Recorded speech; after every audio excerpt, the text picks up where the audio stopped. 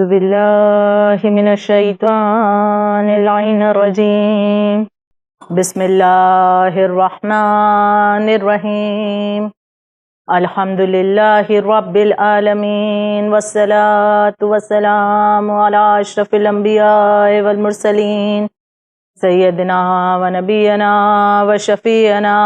ومولانا بالقاسم محمد. اللهم صل على محمد وآل محمد وعجل فرجهم وآله الطيبين الطاهرين المعصومين ولعنة الله على أعدائهم أجمعين من يومنا هذا إلى يوم الدين. أما بعد فقد قال الله تعالى في القرآن المجيد: بسم الله الرحمن الرحيم. إن الدين عند الله الإسلام. عزاداران امام مظلوم، السلام علیکم ورحمۃ اللہ وبرکاتہ۔ پروردگار عالم کا لاکھ احسان ہے، شکر ہے اس معبود کا کہ اس پروردگار عالم نے ہمیں حق بیانی کی توفیق عنایت فرمائی۔ وہ خداوند عالم کہ جو لائق حمد و ثنا ہے کہ جس پروردگار عالم نے ایک بہترین نظام اسلام کے ماتحت ہمیں عطا فرمایا۔ وہ دین اسلام جو دین کامل ہے، ایک مکمل دین ہے، ایک کمپلیٹ دین ہے۔ اگر انسان دین اسلام کے متعلق غور و فکر کرے، عمل کے میدان میں آ جائے، تو وہ خود بخود اس بات سے آشنا ہو جائے گا کہ اس دنیا میں کسی اور چیز کی یقیناً اسے ضرورت ہی نہ پڑے گی۔ اگر وہ دین اسلام کو صحیح طریقے سے سمجھنے کی کوشش کرتا ہے تو واقعاً زندگی میں ایک انقلاب پیدا ہوتا ہے، دل کو ایک سکون عطا ہوتا ہے، انسان اطمینان کے ساتھ اپنی خلقت کے مقصد کو سمجھ کر اس مقصد کو پورا کرنے کی کوشش میں لگ جاتا ہے۔ اور کیوں نہ ہو یہ دین اسلام کے جسے خداوند عالم نے دین حق کہا ہے، اپنے نزدیک کہا ہے، اسے سچا دین کہا ہے، اس دین کے ماننے والے اگر ہم ہیں تو یقیناً ہمیں خدا کا شکر ادا کرنا چاہیے کہ اس پروردگار عالم نے ایسا بہترین دین ہمیں عطا فرمایا کہ جو نہ صرف یہ کہ عمل کی طرف ہمیں متوجہ کرتا ہے بلکہ ہمارے عقیدے کو بھی محکم کرنے کا ہمیں یقیناً راستہ بتاتا ہے۔ کہ جب بات دین اسلام کو سمجھنے کی آتی ہے، سوال اٹھتا ہے اسلام نام کس چیز کا ہے؟ جواب یہ آتا ہے کہ عقیدے اور عمل کے مجموعے کا نام اسلام ہے، کہ اس اسلام میں عقیدے کے اعتبار سے بات ہو رہی ہے جہاں پر انسان کا تحقیق کرنا، غور و فکر کرنا ضروری ہے، اور دوسری طرف عمل کا معاملہ آتا ہے جہاں انسان اب جو چیزیں اس نے اپنے عقائد کو درست کیا ہے، بہتر کیا ہے، اس اعتبار سے اب وہ عمل کے میدان میں آتا ہے۔ یعنی کہ جب وہ خدا کو یکتا مانتا ہے، اس کے عدل پر اس کا عقیدہ ہے انسان کا، اور خداوند عالم کے بہترین نظام، نبوت، امامت، قیامت، ہر ایک چیز کے متعلق اس نے اپنے عقیدے کو درست کیا، اب اس کے بعد اس کا دل یقیناً چاہے گا کہ وہ عمل کے میدان میں آئے اور یہ واجبات کی طرف اپنے آپ کو لائے گا۔ واجبات کو پھر ترک انسان نہیں کر سکتا۔ یعنی واضح ہے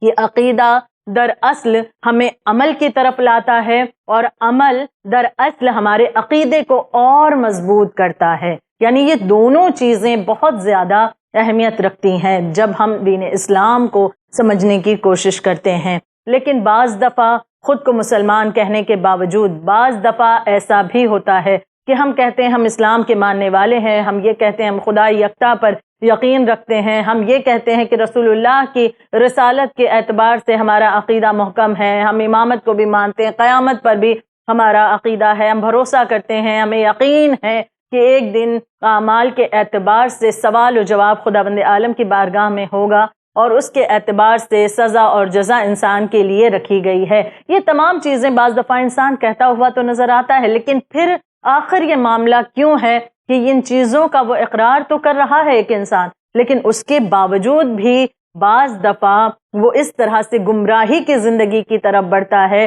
کہ اس کی زندگی کو دیکھ کر کے یہ محسوس ہوتا ہے کہ اس نے اسلام سے کچھ بھی پیغام کو حاصل نہیں کیا۔ یعنی کہ وہ کہتا ہے کہ بھائی میرا نام ایسا ہے کہ مسلمان مشہور ہو گیا، یعنی نام سے پتہ چلا بھائی اچھا یہ نام کسی مسلمان کا ہوتا ہے، ہاں ٹھیک ہے کلمہ پڑھ لیا، اللہ کو ایک مانتا ہے، ٹھیک ہے رسول پر عقیدہ ہے، امامت کو مانتا ہے، قیامت پر اعتماد ہے، لیکن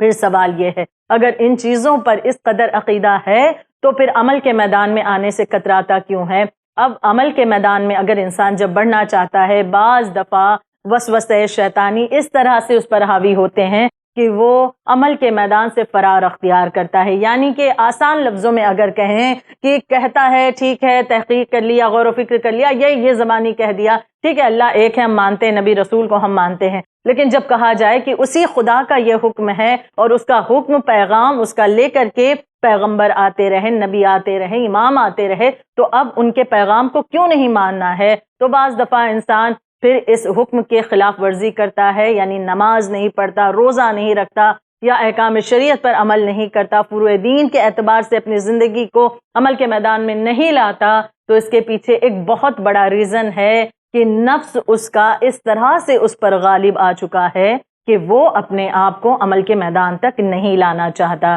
یعنی جب انسان نفس کا اسیر ہو جاتا ہے، یعنی نفس کی قید میں آ جائے، اس کے بعد اس کا دل نہیں چاہے گا کہ وہ نماز پڑھے، وہ روزہ رکھے، وہ عبادت کرے، وہ اچھائیوں کو انجام دے، نیکیاں کرے، یا کسی کی مدد کرے، یا واجبات کو ترک نہ کرے، حرام کاموں سے اپنے آپ کو بچائے. ان چیزوں کی طرف وہ نہیں بڑھے گا، بلکہ اس کا نفس کہے گا کہ اس کی کیا ضرورت ہے، اللہ تو بڑا رحمان و رحیم ہے، ٹھیک ہے معافی مانگ لینا، خدا معاف کر دے گا. یا بعض دفعہ شیطان ایسے بھی سوال ذہن میں پیدا کرتا ہے کہ وہ خدا تو اتنا بزرگ ہے، اتنا بالا تر ہے، اس نے پوری کائنات کو بنایا، ذرے ذرے کو بنایا، اسے ہماری عبادت کی کیا ضرورت ہے؟ بعض دفعہ یہ سوال بھی کر دیا جاتا ہے کہ وہ پروردگار عالم جو کہ اتنا بزرگ ہے، جس نے سب کچھ بنایا ہے، اس سے ایک ہماری عبادت کی کیا غرض ہے، کیا ضرورت ہے؟ اگر ہم اس کا سجدہ نہ کریں تو کیا وہ خدا نہیں رہے گا؟ اب اس کا جواب ہم کچھ اس طرح سے سمجھیں کہ جیسے ایک بچہ جب اسکول جاتا ہے اور اسکول میں ٹیچر اسے پڑھاتی ہیں اور پڑھانے کے بعد اسے ہوم ورک دیتی ہیں. یہ ہوم ورک ٹیچر کیا اس لیے دے رہی ہے کہ اس میں ٹیچر کا کچھ فائدہ ہے؟ وہ بچہ ہوم ورک کر کے لائے گا تو کیا اس میں ٹیچر کا کچھ منافع ہونا ہے، اسے فائدے حاصل ہونے ہیں؟ نہیں، بلکہ اس میں اس بچے کا فائدہ ہے. کیوں؟ کیونکہ ٹیچر نے کلاس میں جو کچھ بھی پڑھایا ہے، جب وہ بچہ اس کی پریکٹس گھر پر کرے گا تو اس فیلڈ میں وہ بہتر بن سکے گا، وہ نالج اس کے ذہن میں اور واضح ہو جائے گی. یعنی اس معاملات میں، اپنی اسٹڈی میں، اپنی پڑھائی میں وہ بچہ بہتر سے بہتر بن سکے گا. یعنی اس بچے کو بہتر بنانے کے لیے وہ زیادہ اچھا ہو جائے، اپنی پڑھائی میں ایک بہترین کامیابی حاصل کر لے، اس لیے ٹیچر اسے یہ ہوم ورک دے رہی ہے. یہاں ٹیچر کا فائدہ نہیں ہے. ہم اس مثال کو اپنی زندگی میں سمجھیں کہ اگر ہم خدا کا سجدہ نہ کریں، ذرہ برابر بھی اس خدا کی خدائی پر فرق نہیں آنے والا، لیکن فرق ہمیں ہوگا. کیوں؟ کیونکہ ہمیں ضرورت ہے کہ ہم اس کا سجدہ کریں، ہمیں ضرورت ہے کہ ہم اس کی عبادت کریں، ہمیں ضرورت ہے کہ ہم اس کے حکم کو مانیں، کیونکہ اس کے ذریعے سے ہمارے قدم کامیابی کی طرف بڑھتے ہیں. لیکن اس نفس کی قید میں اگر انسان آ گیا اور اس سے باہر اپنے آپ کو نہیں نکالتا ہے، یعنی وہ نفس جو اسے برائی پر آمادہ کر رہا ہے، اگر اس کی باتوں کو سنتا ہے تو تمام تر چیزیں واضح طور پر اس کے سامنے ہوں گی، لیکن اس کے باوجود بھی وہ عمل کے میدان سے اپنے آپ کو دور رکھے گا، کیونکہ یہ اس طرح کی تمام فطور اس کے ذہن میں چل رہے ہوں گے. لہٰذا ضرورت ہے انسان کو اپنے نفس کو کنٹرول کرنے کی. اب نفس کو کنٹرول کرنے کے لیے آخر کیا جائے؟ یہ نفس کس وجہ سے زیادہ مسائل پیش آتے ہیں؟ دراصل اس کے پیچھے کچھ وجوہات بیان کی جاتی ہیں. اس نفس کا معاملہ ہمیں بہکانا یا اپنی قید میں رکھنا، دراصل اس کے پیچھے ایک بہت بڑا ریزن حب دنیا ہے. جب انسان اس دنیا سے بہت زیادہ اٹیچمنٹ رکھتا ہے، یعنی اس دنیا کی چیزیں اسے اتنی اچھی لگنے لگی کہ اب بس جو ہے مشن اس کا، جو اس کی زندگی کا ایم ہے، مقصد ہے، وہ یہی سوچ رہا ہے بس دنیا مل جائے، بڑا سا گھر ہو جائے، یا پھر کار آ جائے، بچے سیٹلڈ ہو جائیں، یا پھر اس کی زندگی ایک بہترین کامیابی کی طرف بڑھ جائے. یعنی دنیاوی چیزیں، مادی چیزوں کی طرف وہ پوری زندگی بھاگتا رہتا ہے، اور آخر میں معاملہ یہ ہوتا ہے کہ یہ خواہشات تو ظاہر سی بات ہے، لمبی لمبی آرزویں جو ہیں یہ مکمل نہیں ہونے پاتی، البتہ وہ اس دنیا سے رخصت ہو جاتا ہے. پتہ یہ چلتا ہے کہ جب آخرت میں پہنچتا ہے خالی ہاتھ ہے، اعمال سے اس کا ہاتھ خالی. وجہ کیا تھی؟ دنیا کی محبت دل میں اس قدر رکھی کہ خدا کی محبت، ائمہ کی محبت، انبیاء کی محبت، آخرت کے لیے جو محبت ہونی چاہیے وہ اس کے دل میں جگہ نہ بنا پائی. تو لہٰذا اپنی آرزوؤں کو، اپنے ڈیزائرز کو لمیٹڈ کرنے کی، محدود کرنے کی ضرورت ہے. مولائے کائنات حضرت علی ابن ابی طالب علیہ الصلوۃ والسلام بیان فرماتے ہیں کہ دو چیزیں انسانوں کی تباہی کا सबब बनती हैं।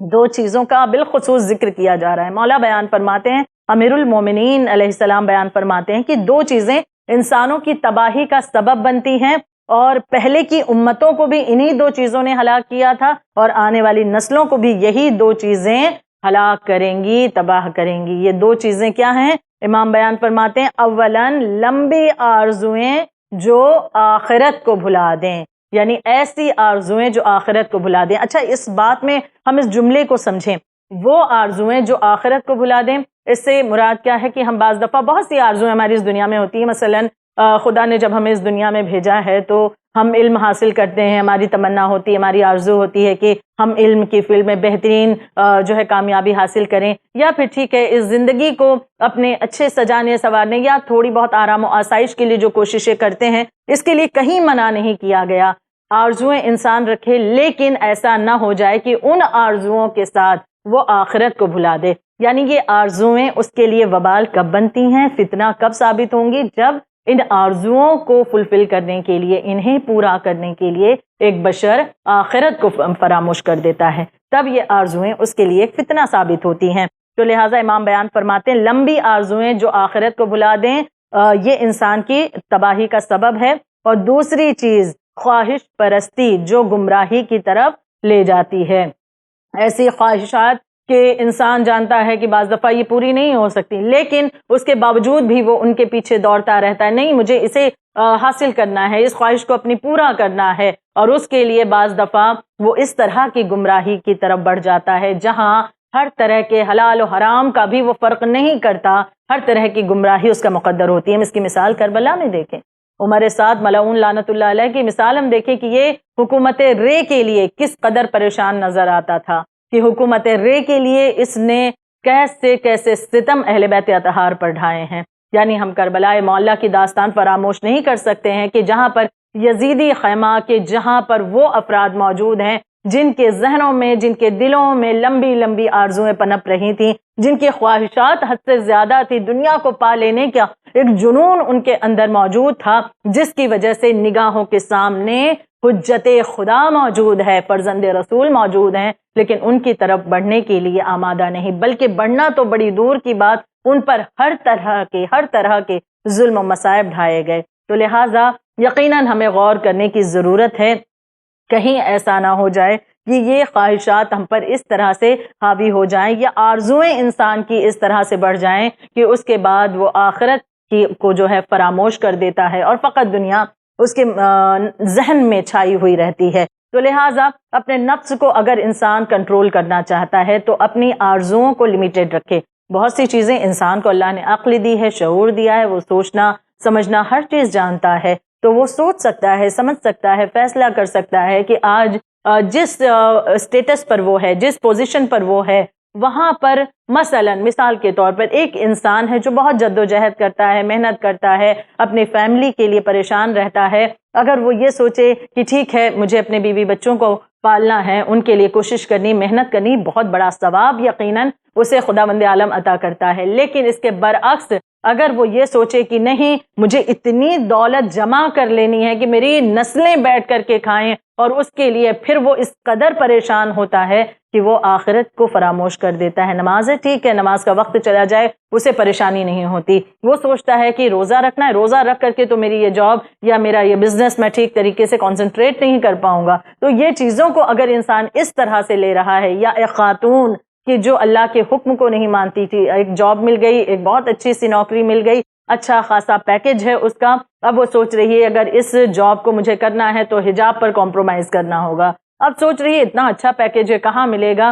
लिहाजा ठीक है हिजाब का तो मामला है, हिजाब के मामले में कॉम्प्रोमाइज़ कर देती हूँ। तो क्या यहाँ पर खुदा उसके इस अमल से खुश होगा? क्या उसका इस तरह से दुनिया की तरफ बढ़ना उसे फ़ायदा पहुँचाएगा? नहीं, बल्कि ये ख्वाहिशात है जो उस पर गालिब आ रही। इसके बरअक्स अगर सोचे ठीक है मुझे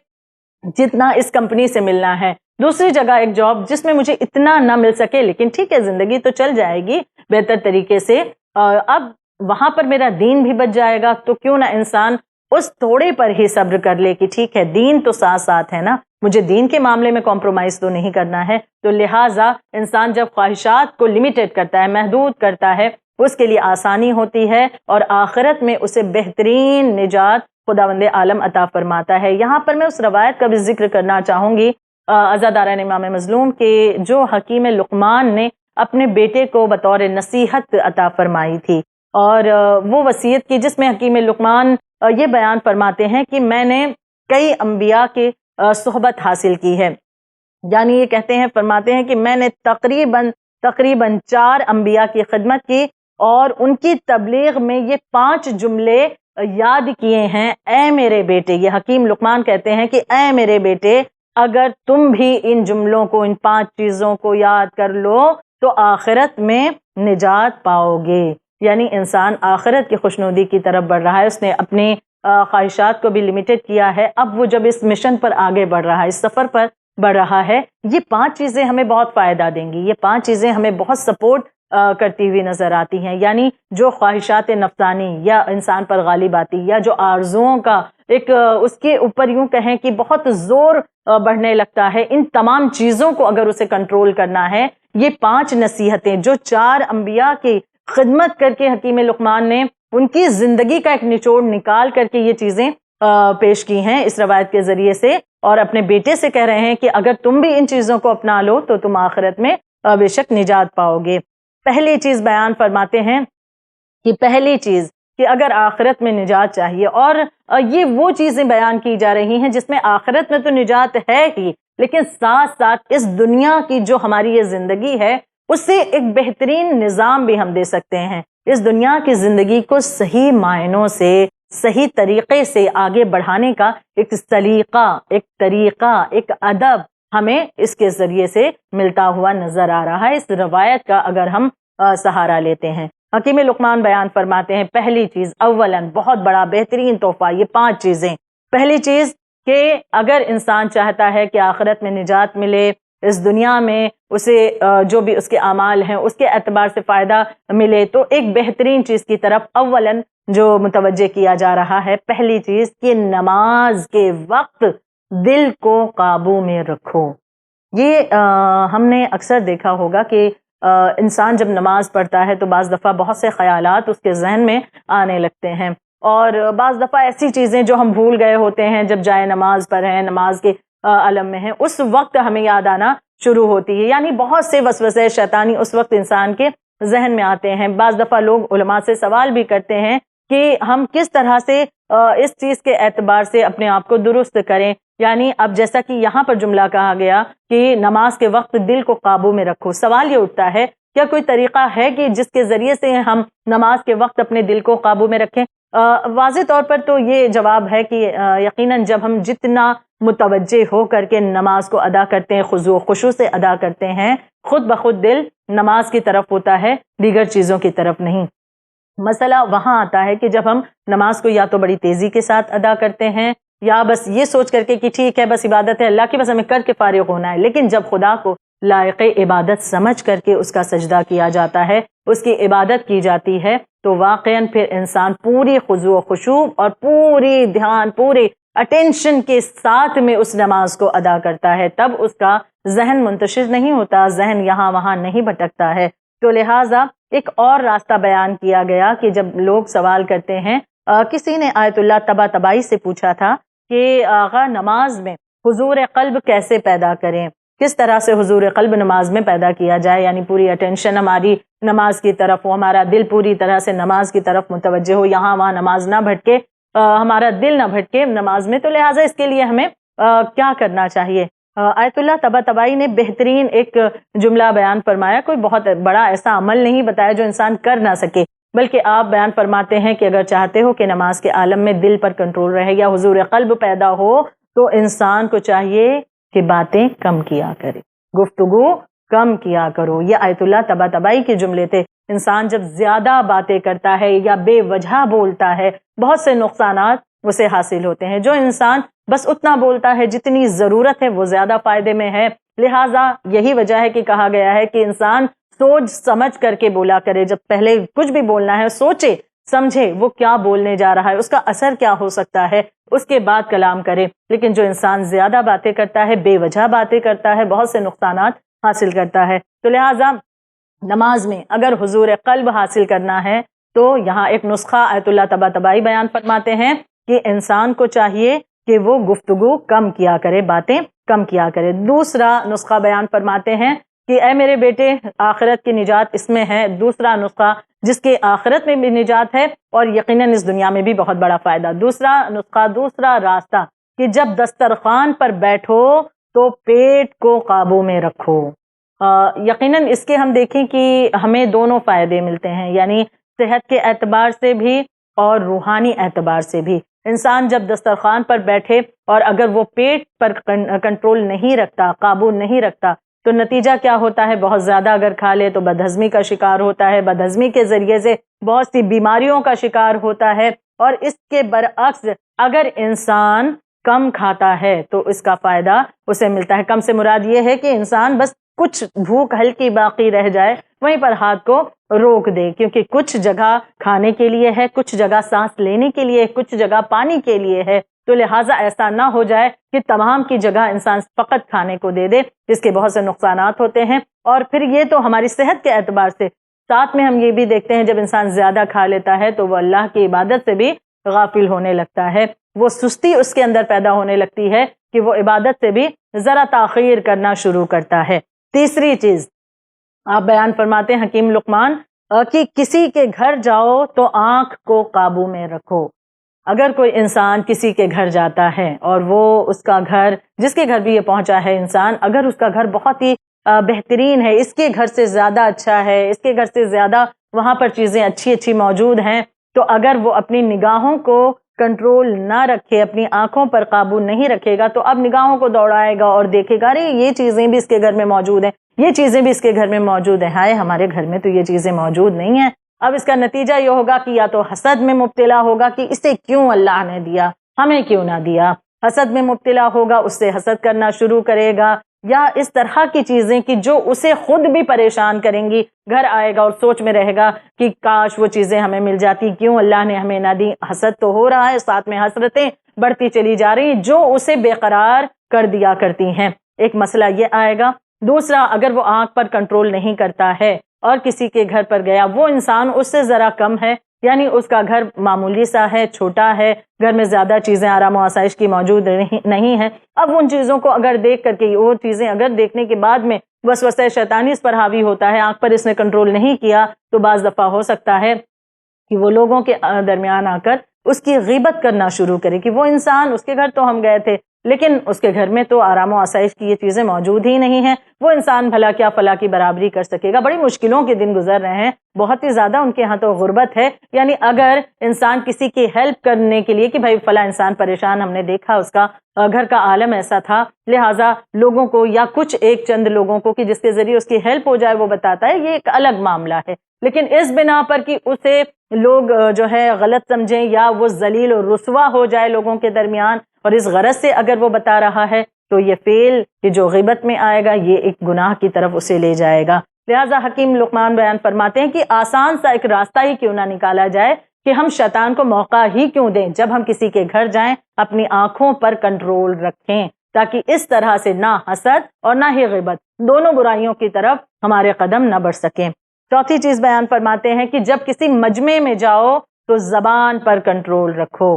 کہ جب کوئی مجمع ہے، وہاں ہماری شرکت ہو رہی ہے،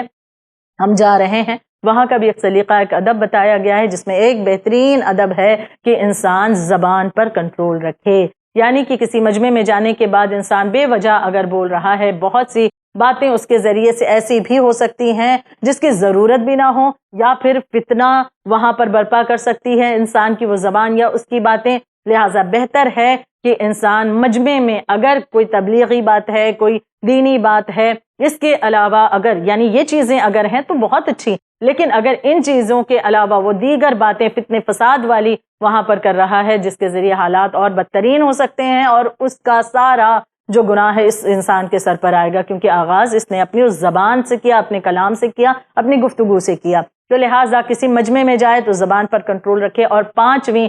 چیز اور بہت زیادہ اہمیت کی حامل یہ چیز ہے کہ لقمان اپنے بیٹے کو یہ 5 نصیحتیں 4 انبیاء کی خدمت کر کے جو انہوں نے حاصل کی اسے بیان کرتے ہوئے فرماتے ہیں، یہ 5ویں چیز کچھ اور نہیں بلکہ یہ ہے کہ اللہ کو اور موت کو ہمیشہ یاد رکھو۔ اللہ کو اور موت کو ہمیشہ اگر انسان یاد رکھے تو وہ کبھی بھی گناہ کی طرف نہیں بڑھتا، بلکہ جب خدا یاد آتا ہے، بلکہ جب موت نگاہوں میں واضح رہتی ہے انسان کے، ہمیشہ اس کی یاد تازہ رہتی ہے کہ ایک دن ہمیں مر جانا ہے، تو اس کی تیاریاں اسی اعتبار سے ہوتی ہیں۔ پھر وہ اپنے آپ کو آمادہ کرتا ہے، کس لیے؟ اسلام کے صحیح راستے، جو بتایا ہوا راستہ ہے دین اسلام کا، اس راستے پر چلنے کے لیے وہ اپنے آپ کو آمادہ کرتا ہے۔ جب خدا یاد رہتا ہے، جب موت یاد رہتی ہے انسان کو۔ اس کی ایک مثال واقعے کی شکل میں پیش کرنا چاہوں گی کہ وہ واقعہ کہ جو ایک ایسے انسان کا ہے کہ جو کوئی معصوم نہیں ہے، کسی امام کا واقعہ نہیں ہے، بلکہ ایک عام سا انسان، ایسا انسان جو میوزک کا بڑا شوقین تھا، جو برسوں ستار گٹار بجانا اسے بہت زیادہ پسند تھا۔ اس انسان کی زندگی کا واقعہ کہ اگر اسے خدا جب یاد آیا، جب اسے موت یاد آئی، جب اس کی فکر اس کے ذہن میں تازہ ہوتی ہے، تو کس طرح اس کی زندگی میں ایک بڑی تبدیلی آتی ہے، اور وہ تبدیلی اس مقام پر لے جاتی ہے کہ واقعاً ہم حیران ہو جائیں یہ واقعہ سن کر کے کہ ایک ایسا انسان جو اس طرح سے ایسے گناہ کو پسند کرتا تھا، ایک عام سی سادہ اس کی زندگی تھی، اور اس کے بعد اتنا بڑا مقام اسے کیسے حاصل ہو گیا؟ یقیناً اس بنا پر کہ خدا کے لیے اور موت کے لیے اس کی یاد جو تھی وہ تازہ ہو گئی، اس کے ذہن میں یہ بات تازہ ہو گئی کہ واقعاً خدا ہے اور اس کے لیے ہمیں کام کرنا ہے، واقعاً موت ہے کہ جس کے بعد ہمارے اعمال کا سوال کیا جانا ہے۔ اور یہ واقعہ اس شخصیت کا ہے جن کا نام تاریخ میں ملتا ہے آیت اللہ جہانگیر خان قشقائی۔ آیت اللہ جہانگیر خان قشقائی یہ ایک بہت بلند پائے کے عالم دین تھے، اور ان کی عظمت کا اس بات سے ہم اندازہ لگائیں کہ آیت اللہ بروجردی، مرزا حسین نائینی، شیخ نقودکی اصفہانی، یہ تمام ان کے شاگرد تھے۔ یعنی آیت اللہ بروجردی کو بھی ہم جانتے ہیں کتنی عظیم شخصیت ہیں، وہ خود ان کے آیت اللہ جہانگیر خان قشقائی کے شاگرد رہے ہیں، یعنی یہ استاد تھے ان کے۔ تو یہ کیسی شخصیت کہ 40 سال کی عمر تک کے گٹار بجاتے تھے، ستار بجاتے تھے، یعنی بڑا انٹرسٹنگ واقعہ۔ واقعاً ہم سوچیں کہ وہ انسان جو کہتے ہیں کہ ہم تو بڑے گنہگار ہیں، ارے اب کہاں ہم اس طرف آ سکتے ہیں، اگر انہیں کہا جائے کہ علمی نشست میں آیا کریں، کلاسز ہوتی ہیں اٹینڈ کیا کریں تاکہ علم میں آپ کے اضافہ ہو، تو بعض دفعہ لوگ کہتے ہیں کہ نہیں اب اتنی عمر ہو گئی، 30-35 سال کے ہو گئے، 40 سال کے ہو گئے، 50 کے ہو گئے، اب کہاں وہاں پر آنا، اب تو بڑے دنیاوی کاموں میں ملوث ہو گئے ہیں۔ یا بعض دفعہ کسی گناہ سے اگر کسی کو روکا جاتا ہے تو وہ انسان یہ کہہ دیتا ہے کہ بھائی اب یہ گناہ اتنے سالوں سے تو کر رہے ہیں، اب کیا ہے کہ کس طرح سے ہم اس سے باہر نکل سکتے ہیں۔ تو یہ واقعہ ان تمام سوال کا بھی جواب ہمیں دیتا ہے۔ آیت اللہ جہانگیر خان قشقائی یہ ایک جس قبیلے میں رہتے ہیں وہاں پر معمول تھا کہ زمینداری وغیرہ تھی، اور بھیڑ بکریاں بہت تھیں، اور بھیڑ بکریاں وغیرہ چراتے تھے، اور گٹار ان کے پاس تھا، ستار تھا، کہ جو بہت شوق رکھتے تھے یہ میوزک کا، اور 40 سال کی عمر تک کی زندگی ان کی ایسی ہی چلی۔ ایک روز کا معاملہ ہے، جو گٹار یہ بجایا کرتے تھے، ستار بجانے کے شوقین تھے، بھیڑ بکریاں چرانے جاتے، وہاں بھی گٹار لے کر جاتے ہیں، بکریاں چر رہی ہیں، یہ ستار بجایا کرتے تھے۔ لیکن اب ایک دن کا معاملہ یہ ہوا کہ دیکھیں کس طرح سے حالات پلٹ سکتے ہیں۔ اس طرح کی کچھ نشانیاں بعض دفعہ انسانوں کی زندگی میں آتی ہیں، ہم ان نشانیوں کو سمجھنے کی کوشش کریں کہ یہ اللہ کی طرف سے کوئی ہمیں ایک بتایا تو نہیں جا رہا ہے کہ اس سچویشن سے آپ کو نکلنا ہے۔ ایسی نشانیاں ہماری زندگی میں بھی بعض دفعہ ظاہر ہوتی ہیں۔ اور یہ گٹار بجا رہے تھے، بیٹھے ہوئے ہیں کہ اچانک ان کے گٹار کا تار ٹوٹ جاتا ہے۔ جب تار گٹار کا ان کے ٹوٹ گیا تو اس کے بعد یہ ذرا پریشان ہوئے، بہرحال سوچا کہ ٹھیک ہے اسے بنوا لوں گا، اسے درست کرا لوں گا۔ کچھ دن کے بعد ایسا معاملہ ہوا کہ قبیلے کا کچھ سامان انہیں اپنے لینے کے لیے اصفہان جانا تھا۔ اب جب یہ اصفہان جانے لگے تو انہوں نے سوچا کہ وہاں بازار لگتے ہیں، بڑی بڑی دکانیں ہیں، تو لہٰذا اپنا گٹار بھی میں لے جاؤں اور وہاں پر صحیح کرا لوں۔ اپنا گٹار لے کر کے یہ ساتھ روانہ ہو گئے، یہاں تک کہ اصفہان آتے ہیں اور ایک ضعیف شخص تھا، اس کی دکان پر گئے، جو بھی سامان وغیرہ لینا تھا لیا، اور پھر اس سے پوچھا کہ بابا یہ بتائیے کہ یہاں پر کوئی دکان ہے جہاں پر میرا یہ ٹوٹا ہوا جو گٹار ہے، جو ستار ہے، یہ جڑ جائے، کوئی دکان ہے؟ اس ضعیف مرد نے ایک مرتبہ جہانگیر خان کی طرف دیکھا بڑے غور سے، اور اس کے بعد کہا کہ دکان کا پتہ بتا دیا کہ ہاں فلاں جگہ جائیے، وہاں دکان ہے کہ آپ کا یہ گٹار جو ٹوٹا ہوا ہے اس کے تار جڑ جائیں گے۔ لیکن اس کے بعد بہت جو امپورٹنٹ ایک جملہ اس ضعیف شخص نے کہا کہ جس نے انہیں سوچنے کے لیے آمادہ کیا، جو یوں کہیں کہ یہ جملہ ان کی زندگی کا ٹرننگ پوائنٹ بن جاتا ہے۔ وہ ضعیف مرد کہتے ہیں کہ ٹھیک ہے، فلاں دکان ہے، وہ پتہ میں بتائے دیتا ہوں، وہاں یہ تار جڑ جائے گا۔ لیکن بعض دفعہ ایسا بھی ہوتا ہے کہ انسان کے دل کے تار جو ہیں وہ ٹوٹ جاتے ہیں۔ انسان کو چاہیے کہ اپنے دل کے ٹوٹے ہوئے تار کو بھی وہ جوڑ لے خدا کی طرف۔ اب جب یہ ایک مرتبہ جملہ اس ضعیف شخص نے ان سے کہا، یہ رک گئے اور انہوں نے پلٹ کر سوال پوچھا کہ اچھا کیا دل کے تار بھی جڑ سکتے ہیں؟ اس بزرگ نے کہا بے شک جڑ سکتے ہیں۔ کہا کہ ٹھیک ہے، یہ دل کے تاروں کو اگر جوڑنا ہے تو کہاں جاؤں؟ کیا کوئی راستہ ہے؟ کیا کوئی ایسی جگہ ہے جہاں پر یہ میرے ٹوٹے ہوئے دل کے تار جڑ سکے؟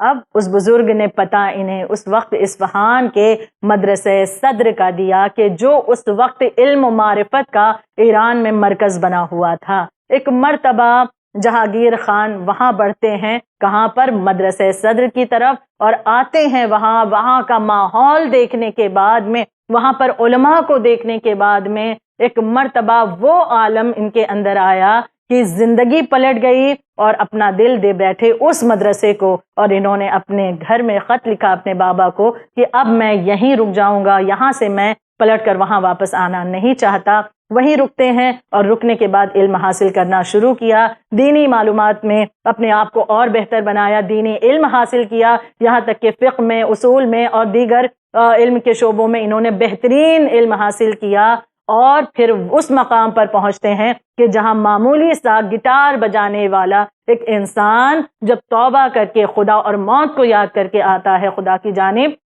علم دین حاصل کرنا شروع کرتا ہے، اسلام کو صحیح طریقے سے جاننے کی کوشش کرتا ہے، تو وہ تبدیلی آتی ہے کہ ایک عام سا جہانگیر خان آیت اللہ جہانگیر خان قشقائی بن گئے۔ یعنی ایک تبدیلی ان کی زندگی میں یہ آتی ہے، اور اس کے بعد سے ان کے بارے میں پایا جاتا ہے کہ انہوں نے یہ علم حاصل کیا، مجتہد بن گئے، آیت اللہ بن گئے۔ ان کے شاگرد میں آیت اللہ بروجردی جیسی شخصیتیں تھیں، اور ان کے بارے میں پایا جاتا ہے کہ یہ وظیفہ نہیں لیا کرتے تھے، وظیفے کی رقم نہیں لیتے تھے، اور ان کی زندگی کا گزارا جو ان کا وطن تھا وہاں سے جو زمینیں تھیں ان کے ذریعے سے جو پیسہ آتا اس کے ذریعے یہ اپنی زندگی کا گزارا کیا کرتے تھے۔ یعنی یہ رقم وظیفے کی انکار کرتے نہیں لیتے، بہت سادہ سی زندگی تھی، اور علم کے معاملے میں بہت بہتر بن گئے۔ اور یقیناً یہ واقعہ ہمیں سوچنے پر آمادہ کرتا ہے کہ ایک عام سا انسان گنہگار کیوں نہ ہو، لیکن اگر وہ خدا کی طرف آنا چاہے، اگر وہ توبہ کر لے اور دین اسلام کو جاننے کے لیے آگے بڑھے، خدا اس کی راہ کو ہموار کرتا ہے، اسے بہتر طریقے سے آگے بڑھنے کی توفیق عنایت فرماتا ہے۔ ضرورت ہے کہ انسان خدا کو اور اپنی موت کو ہمیشہ اپنے ذہن میں واضح رکھے، تازہ رکھے یاد خدا کی، اور موت کو کبھی فراموش نہ کرے۔ آج ذکر کو یہیں پر سمیٹتے ہوئے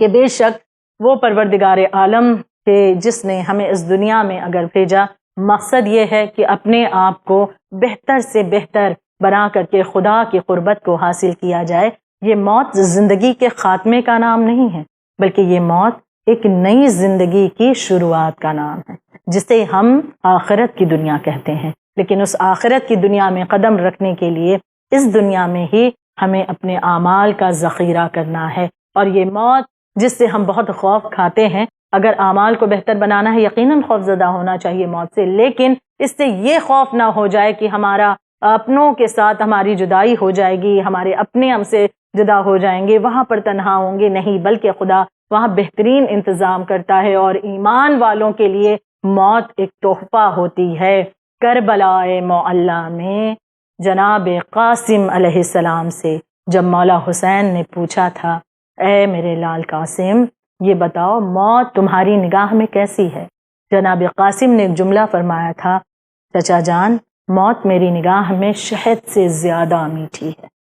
یہ ایک 13 برس کا جوان کہہ رہا ہے، ایک 13 برس کا، جسے ہم آج کی اس دنیا میں دیکھیں تو ایک بچہ ہم جسے مانتے ہیں، لیکن جناب امام حسن مجتبیٰ علیہ السلام کی یہ نشانی ہے۔ جناب قاسم علیہ السلام موت کے حوالے سے یہ جملہ کہہ رہے ہیں، اور وہ بھی کس عالم میں کہ جب کہ 3 دن کی بھوک اور پیاس کا غلبہ ہے۔ ہم یہ غور کریں کہ یہ 7 محرم آج ہو گئی نا، آج 7 محرم کا ہی دن تھا کہ جب اہل بیت اطہار پر پانی بند کر دیا گیا، مولا حسین کا یہ خانوادہ کہ جو کربلا میں گھیر کر لایا گیا، اب پانی بند کرنے کا حکم دے دیا گیا ہے کہ اب حسین اور ان کے قافلے کو ایک قطرہ آب نہ ملے، لیکن اس کے باوجود بھی مولا حسین اور ان کے ساتھی اس طرح سے خدا کی طرف بڑھ رہے ہیں کہ دل اطمینان میں ہے، مطمئن ہے، بلکہ ہر ایک کے دل میں شہادت کا جذبہ اور زیادہ جوش مار رہا ہے، یہاں تک کہ ہم دیکھتے ہیں کہ روز عاشورہ کس طرح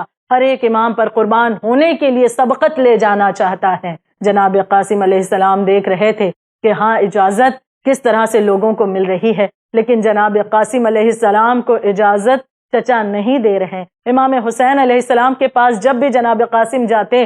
امام حسین فرماتے کہ اے میرے قاسم، میں تمہیں مرنے کی اجازت کس طرح سے دے دوں؟ تم میرے بھائی حسن مجتبیٰ کی نشانی ہو، اے لال، جب تمہارے چہرے پر نگاہ پڑتی ہے اپنے بھائی کی یاد تازہ ہو جاتی ہے۔ جناب قاسم کو مولا حسین اجازت نہیں دیتے۔ ایک مرتبہ جناب قاسم خیمے کے پیچھے آ کر بیٹھ گئے، آپ نے رونا شروع کیا۔ جب ماں نے یہ منظر دیکھا، بی بی ام فروا نے منظر دیکھا، تڑپ اٹھی۔ ماؤں کے سامنے اگر اولاد رو دے، یہ ماں کا دل جانتا ہے وہ کس طرح سے تڑپ اٹھتی ہے، لیکن ایک ماں جو بیوہ ہو اور اس کی اولاد اگر اس کی نگاہوں کے سامنے اس طرح سے روئے، اس ماں کا دل بے قرار ہو اٹھتا ہے۔ ایک مرتبہ بی بی ام فروا آگے بڑھی، جناب قاسم کو گلے سے لگایا، ہے میرے لال، رونے کا سبب کیا ہے؟ ایک مرتبہ فرماتے ہیں کہ اماں، مجھے چچا مرنے کی اجازت نہیں دیتے، یہ بڑی مصیبت ہے کہ وقت کا امام اس وقت تنہا ہے اور میں ان کی کیا مدد کے لیے نہ جاؤں؟ میں اپنی جان کو بھی چچا پر قربان کرنا چاہتا ہوں، چچا اجازت نہیں دیتے۔ ایک مرتبہ بی بی ام فروا کو کچھ خیال آیا، قاسم کو قریب بلاتی ہیں، فرماتی ہیں قاسم، جب تمہارے بابا اس دنیا سے رخصت ہو رہے تھے اس وقت تمہارے بازوؤں پر ایک تعویذ باندھا تھا اور انہوں نے فرمایا تھا کہ اگر کوئی مشکل آئے، مصیبت آئے، اس تعویذ کو کھول لینا۔ آج سے بڑھ کر مصیبت کیا ہوگی کہ وقت کا امام اس تنہائی کے عالم میں ہے، لہٰذا ایک مرتبہ تعویذ امام حسن مجتبیٰ کو کھولا گیا۔ نگاہوں کے سامنے وہ تحریر امام حسن تھی۔ جناب قاسم دیکھتے ہیں، امام حسن کے جملوں پر غور کیا کہ جب میرا بھائی اکیلا رہ جائے، میرا بھائی پیاسا ہو، تنہا ہو، اے میرے لال قاسم، اپنے آپ کو اس پر قربان کر دینا۔ ایک مرتبہ جناب قاسم اٹھے، اس تعویذ کو لے کر کے چچا کے پاس آئے، چچا اب آپ مجھے مرنے کی اجازت دے دیجئے، دیکھیے میرے بابا کی وصیت ہے۔ بھائی کی نشانی کو دیکھتے رہے آقا حسین اور اس تحریر حسن کو سینے سے لگا کر ایک جملہ فرمایا، وہاں میرے بھیا جاتے جاتے بھی اپنے چھوٹے بھائی کا اس قدر خیال۔ امام حسین نے قاسم کو اجازت دی، المختصر جناب قاسم روانہ ہوئے۔ 13 برس کا عمر ہے، آخر کار جب آتے ہیں مقتل میں بڑھ بڑھ کر کے وار کرنا شروع کیا، اور کئی پہلوان ایسے تھے یزیدی لشکر کے جنہیں واصل جہنم کیا۔ عمر سعد ملعون کہتا ہے یہ علی کے گھرانے کا بچہ ہے، لہٰذا ٹوٹ پڑو اس پر ایک ساتھ۔ اب لشکر یزید قاسم کی طرف بڑھی، ایک ملعون نے گرز جناب قاسم کے سر پر مارا، چچا کو گرتے وقت آواز دی۔ جب مولا حسین قاسم کے پاس پہنچے، دیکھتے ہیں جناب قاسم تقسیم ہو چکے ہیں، عبا کو پھیلایا ہے، قاسم کی لاش کے ٹکڑوں کو سمیٹ کر سید الشہداء خیمے کی طرف لائے۔ الا لعنت اللہ علی القوم الظالمین، الا لعنت اللہ علی القوم الکاذبین۔